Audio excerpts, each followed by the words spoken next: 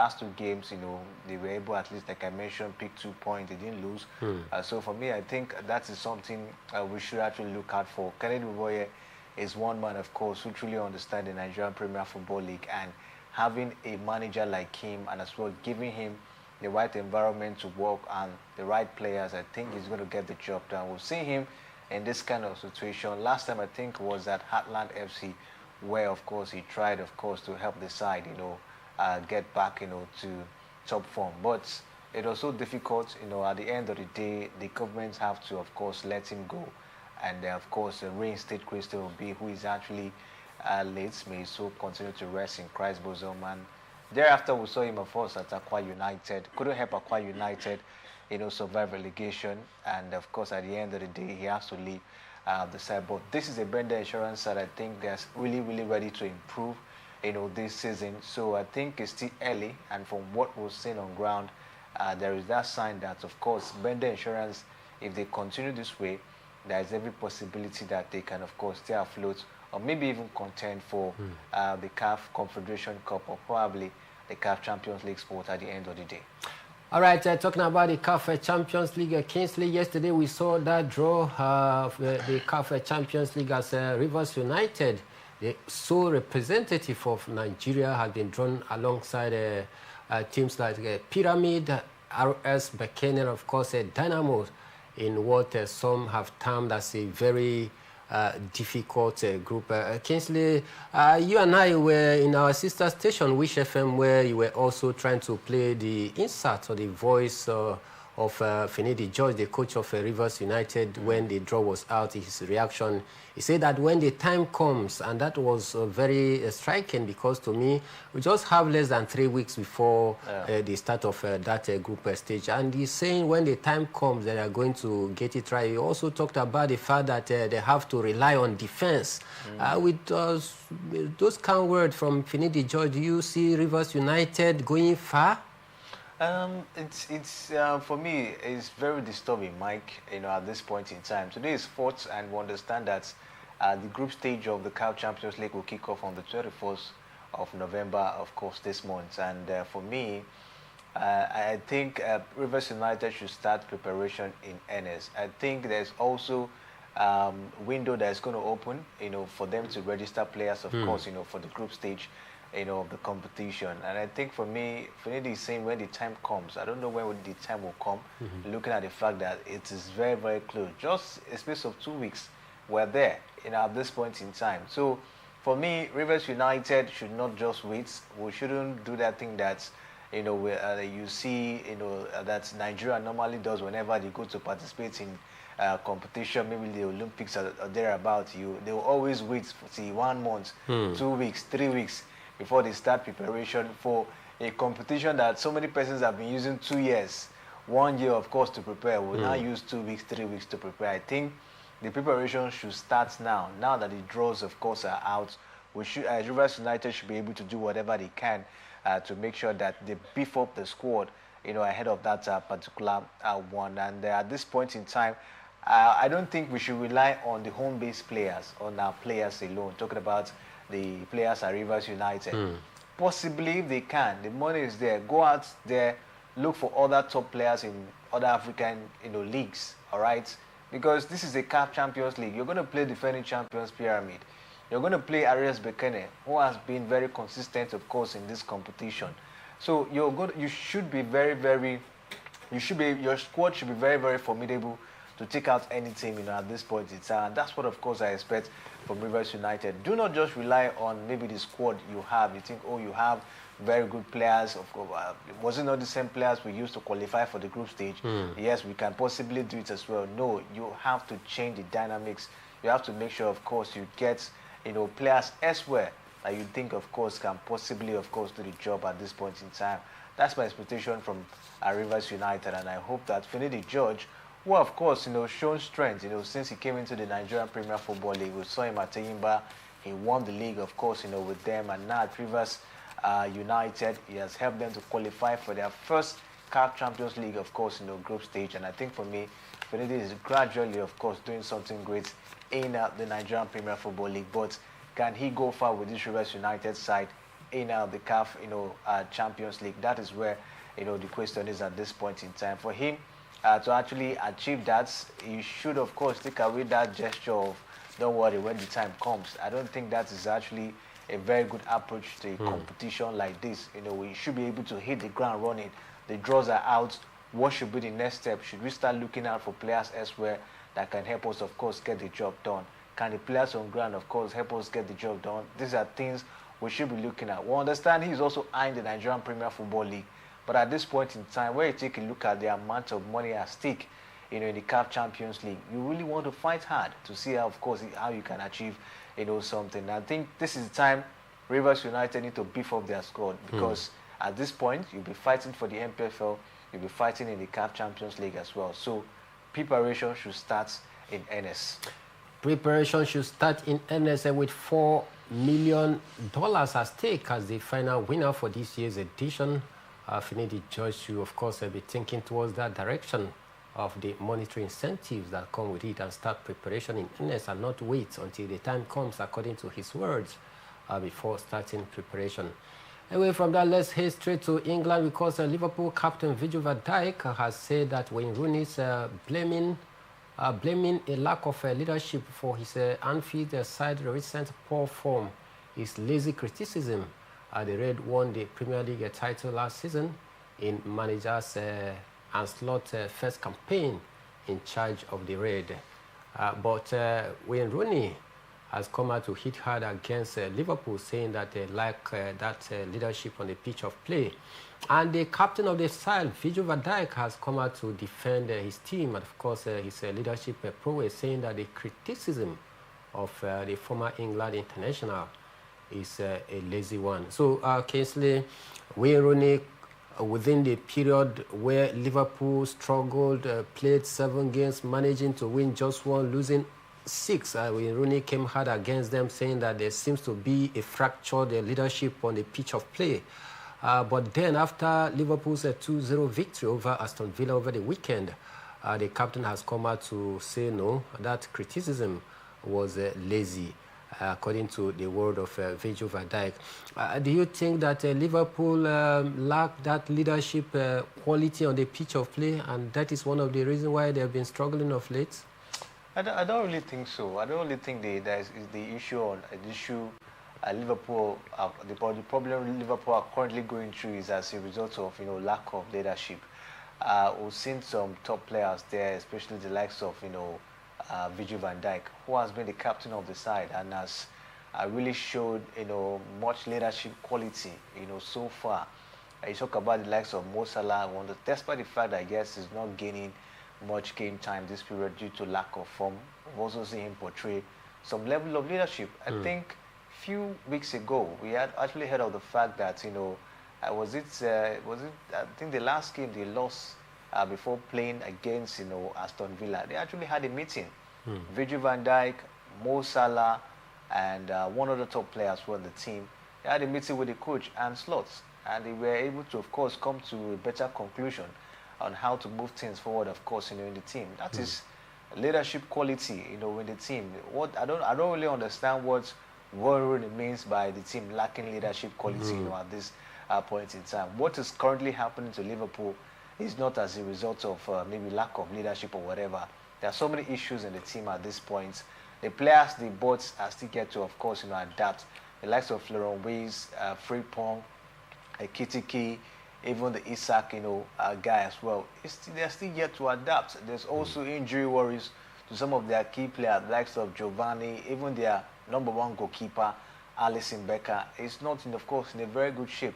So at this point in time, I don't really think leadership is the problem, or Liverpool, of course, are currently ongoing at this point in time. I think for me, there's a whole lot injury worries, players not being able to get adapted to the Premier League football, style, and all of that. So, and the coach and Slot still finding or looking for a way to find that rhythm to make the players play like a team. I think that's the current issue at this point in time. But I think for me, it's all about time.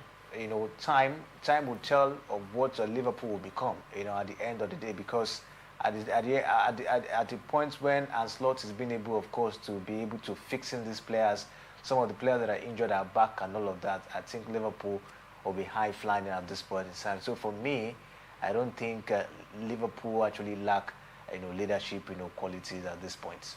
All right, Liverpool doesn't lack that leadership quality on the pitch of play, according to the word of Kingsley. And let's see if we're going to see that happen tonight at Anfield as Madrid come visiting the UEFA Champions League. But before we head to that, the 2025 FIFPro Men's World 11 has been unveiled, showcasing the elite footballers that have done pretty well.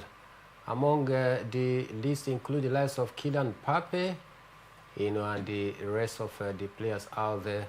But then from the defense line, we have, all right, let's start from the goalkeeping department, because Donnarumma makes the goalkeeping, first choice. And in defense, we have the likes of Achraf Hakimi of Paris Saint-Germain, Virgil van Dijk of Liverpool, Mendes of PSG. In the midfield, we have Cole Palmer of Chelsea, Jude Bellingham of Real Madrid, Pedri of Barcelona, while Vitinha of PSG also makes the list. Forward, we have the likes of Lamine Yamal of Barca, Kylian Mbappe of Real Madrid, Ousmane Dembele of Paris Saint-Germain, completed that very list. Massive one, Kingsley. You take a look at the FIFPro First 11.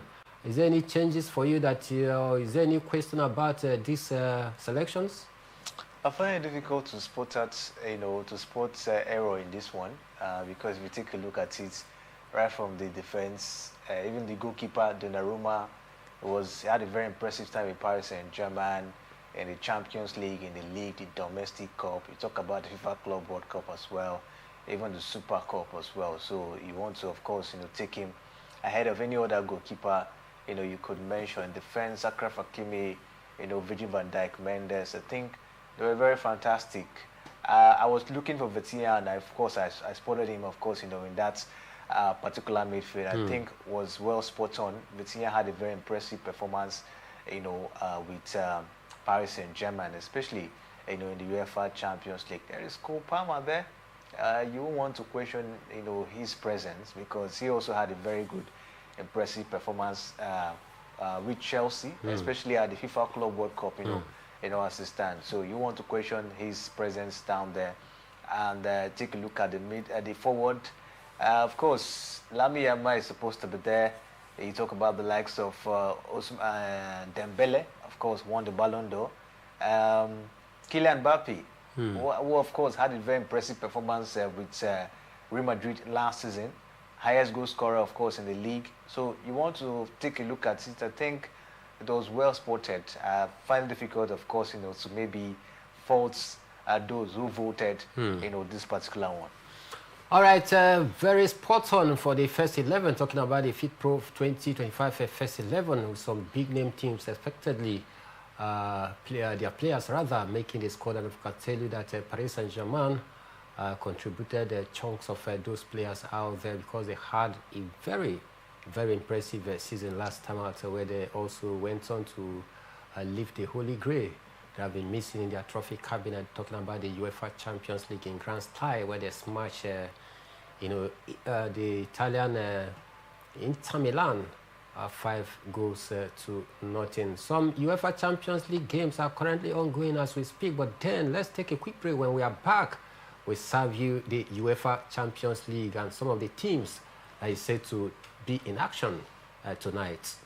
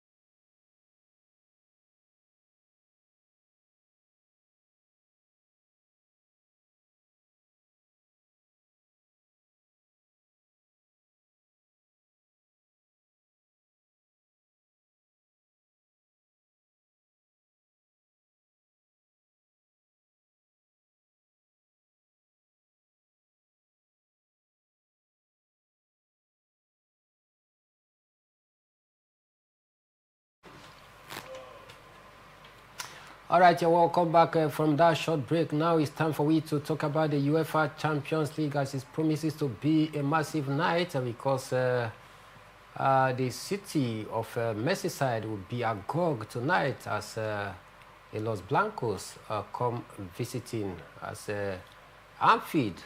Will certainly roar because the UEFA Champions League night is here with us, and Liverpool welcome Real Madrid in a blockbuster clash, one that need no introduction because these two teams have been able to show their strength in the UEFA Champions League with rich history and pedigree in the European elite club football.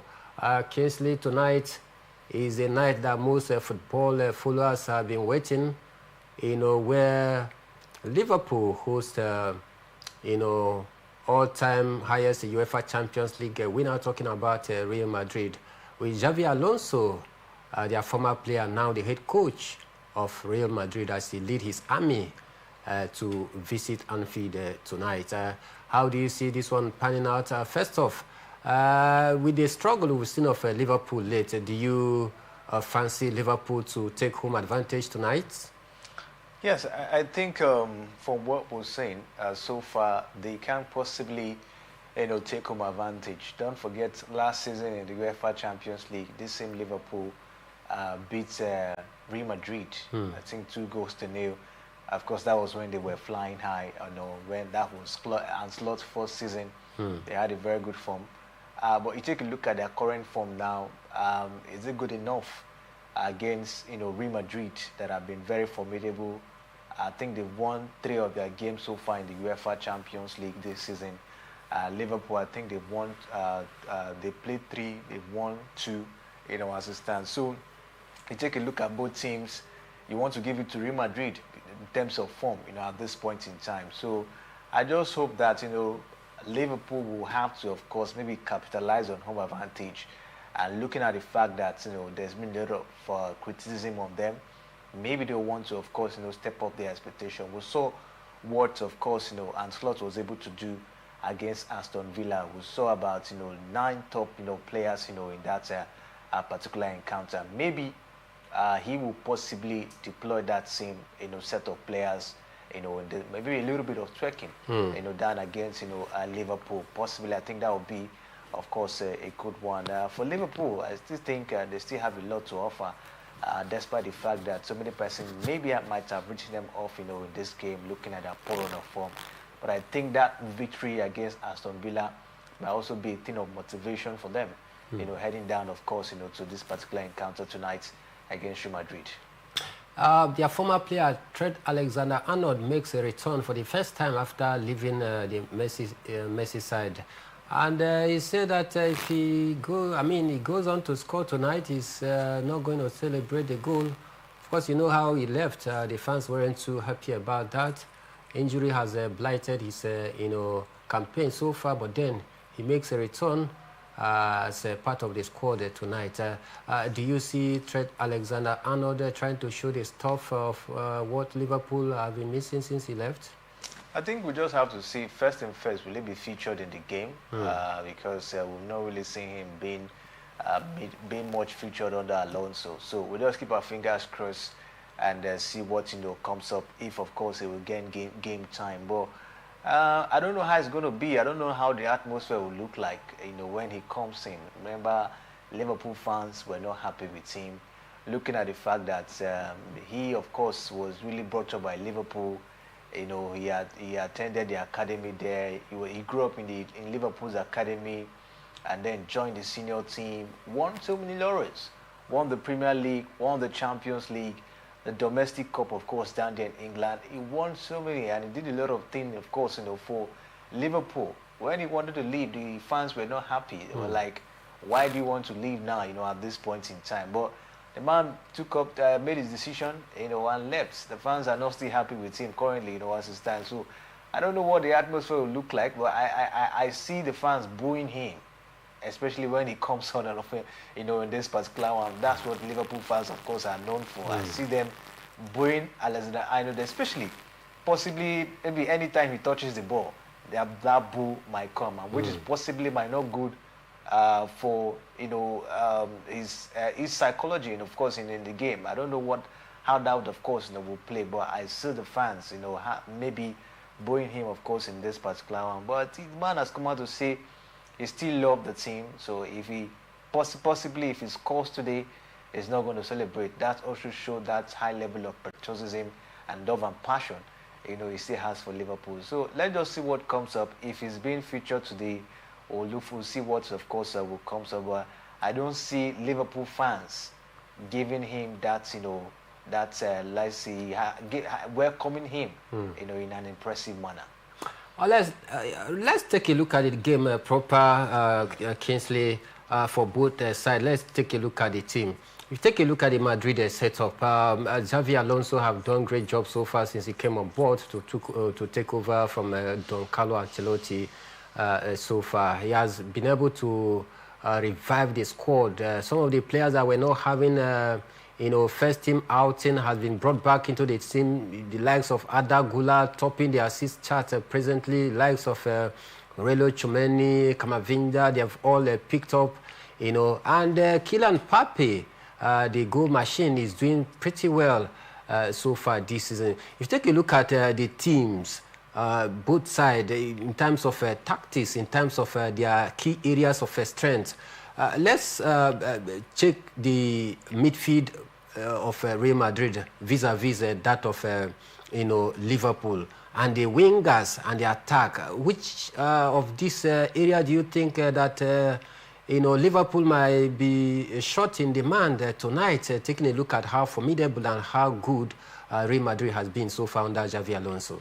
I think for me, when you take a look at the attack line of Real Madrid, really want to give it up to them, where they have the likes of Vinicius Junior, they have the likes of Mbappe, Gula as well, who has of course, just like you mentioned, has been very, very impressive. They look very deadly. To a Liverpool side, of course, you take a look at it, yes, Virgil van Dijk is there, but how formidable has he been in the last few games? You have Konate, you have I think Bradley. These are defenders, and even the number one goalkeeper is not there, Alisson Becker. So you see those are lapses for Liverpool defense that will be facing the star-studded attacking line of Real Madrid of Kylian Mbappe, Vinicius Junior, and Adagola at this point in time. So I just hope that if Liverpool will be able to at least see how to tighten up their defense a bit, looking at the fact that they don't have the number one goalkeeper, in goal, I think of course that of course will help them, in this encounter. You also take a look at the midfield of Liverpool, where you have the likes of Mark Allister, the man of course Kravenberg, Szoboszlai, a little bit formidable. But can he withstand the power of the likes of that of Real Madrid, where you have the likes of Tchouaméni, Jude Bellingham, I think Kamavinga as well, in that midfield. So you see that these players, with what they've done in their last few games, you want to compare them strength to strength. The Liverpool side, have a little bit of lapses, as it stands. Injury worries, of course, in the side of Liverpool, where of course maybe possibly Isak is around, maybe that would have given them more strength up front down there. So you take a look at it player wise, strength and form. Real Madrid, of course, they have a better chance than that of Liverpool at this point in time. But I'm really afraid in that Liverpool defense, because Kylian Mbappe, Vinicius Junior, Gula as well, they're very deadly at this point in time. If time is not taken, Liverpool might just be conceding tonight. Other fixtures tonight, we see Napoli lock horns against Eintracht Frankfurt, while Slavia Prague welcome Arsenal. Atletico Madrid will play host to Union St. Galois, while Bodo Glimt will also be at home against AS Monaco. Juventus will play host to Sporting Lisbon, while Liverpool, like we told you, welcome Real Madrid. Olympiacos will trade tackles against PSV Eindhoven, and Paris Saint-Germain, in another blockbuster encounter, will be at home at the Prince de Park to welcome Bayern Munich, while Tottenham Hotspur, of course, will play host to Copenhagen. Kingsley, another game that we need to talk about is the one that is going to take place at the Parc des Princes tonight between Paris Saint-Germain against informed Bavaria. I'm talking about Bayern Munich. Under Vincent Company, so far this season, they've been able to create a record that no top European side have ever made. 15 straight wins so far, coming up against Paris Saint-Germain that seems to be faltering so far this season. Where do you see the pendulum swinging? How to decide? If you take a look at it based on stats or history, in their last 4 meetings, Bayern has actually gone ahead, of them, as it stands. So, will history repeat itself? At this point, especially now that Bayern, of course, are in a very impressive form, maybe, at this point, because PSG, they found it difficult to win games, this time. Over the weekend, they struggled against Nice. We saw them struggle against, the likes of, Strasbourg. But taking a look at those struggles, we've always seen them, change that in the UEFA Champions League a bit. So that's why I'm saying that it might not really be that rosy, for Bayern Munich, despite the fact that, yes, they're in a very, very good form, as it stands. So it's going to be a cagey encounter, difficult to decide for me, as it stands. But when you want to look at it based on form, you want to give it up to Bayern Munich. They have, of course, been very, very impressive. 15 games so far, unbeaten. So that winning mentality might just be riding, on the players. And taking a look at it, the players have been very, very informed. The likes of Harry Kane, who has been firing, Olise, Luis Diaz, and the rest of them. They've been very, very impressive, of course, up front. So that might, of course, be a thing of motivation for Bayern Munich tonight. But PSG, of course, them since they were actually being managed by Luis Enrique. They've been a formidable side. It's sad that you cannot possibly maybe predict, at any point in time. Just like we're talking down there, you can actually see this is how PSG is going to play, in today's encounter. They always come up with different style, different strategy to attack, any opponent. So I think company should just be very careful tonight. Else, his unbeaten streak might just come to an end today. Vincent Company should accompany his tactics tonight with more of a precaution because Paris Saint-Germain are a team that can hurt you any day, anytime, despite the fact that they seems not to have properly getting back their mojo, but then don't write them off at this point. And all games, not all, few of the games are currently ongoing as we speak, because some started by 6:45, but this key blockbuster game come up by 9 p.m. Nigerian time. But then still talking the UEFA Champions League, Victor Osimhen says he's ready to take Galatasaray to a new height in the UEFA Champions League, insisting it's time to make a statement in the most prestigious game. After steering for Lille and Napoli, the 26-year-old forward returned to Europe's allied competition, wearing Galatasaray yellow and red jersey, where he has quickly become fans' favorite. He made his move permanent this summer following a standout season when he was on loan there in the 2024-2025 season. So Victor Osimhen talking to Kingsley, do you think that he's the force that can be able to propel Galatasaray to their next height in European elite competition? I actually read that statement. He said he met the president of the club, and they talked about making a statement in the UEFA Champions League this season. So I think that's a very good one. Making a statement. A statement could be going far in the competition.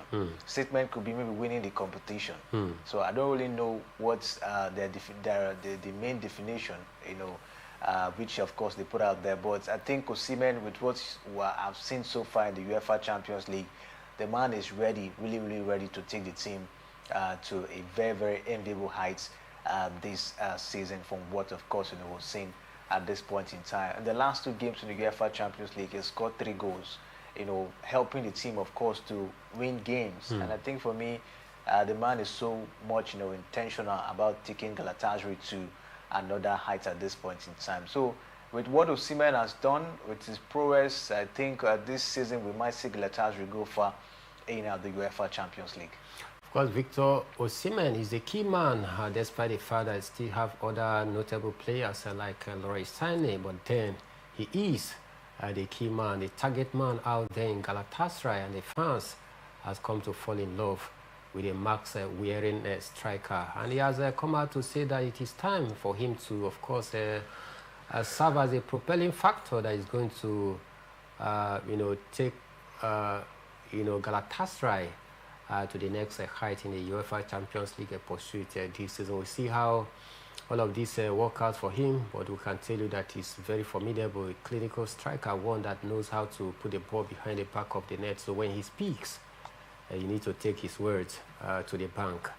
But I'm afraid, Kingsley, time is gradually running ahead of us. It's time for we to go and watch some of the games so that we can keep our viewers up to date tomorrow. Yeah, definitely. Before we leave, there is a developing story. Remo Stars coach, Daniel Ogumodede, we hear he has just tendered his resignation letter this evening. So it's a very serious issue at this point in time. Though it's still a developing story, we'll still try most to, get to the sources to really confirm this particular one. But it's really been an abysmal one so far for Remo Stars and Ogumodede. We saw how they were ousted out from the CAF Champions League, and currently they are very far away, from the top 4 spots, in the league at this point in time. So really disappointing one. But I don't really know why this is happening, because they just won the league last season, and all of a sudden they're just going down. We'll take a look at this more, and of course bring to our viewers on Sports Talk tomorrow. Definitely, I saw that developing a story, but I'm not too sure, and that is why I remain taciturn to break that story. Maybe by tomorrow morning, might have been able to establish some contact with some of our affiliates that are very close to the coach and the club to, of course, get authenticity of that, story come tomorrow morning. But time for we to go and keep our eyes glued to our TV set to watch the UEFA Champions League. And tomorrow morning, when we make a return by 7 a.m., we'll serve you the results of the game this night. I did a show this evening alongside Kingsley Emmanuel. But before I leave, let me tell you that Bayern Munich is our sport extraordinaire for today, because they have played 15 games without a loss so far, a record that no top European side have been able to set. So they have set a landmark record for themselves under Vincent Kompany, the man who is at the driver's seat at the Bavarian clubs. My name is Emmanuel Michael, the Prime Minister of the Airways. You can go down to our different social medias and, of course, keep in touch with us. We'll do well to follow you back. See you tomorrow morning.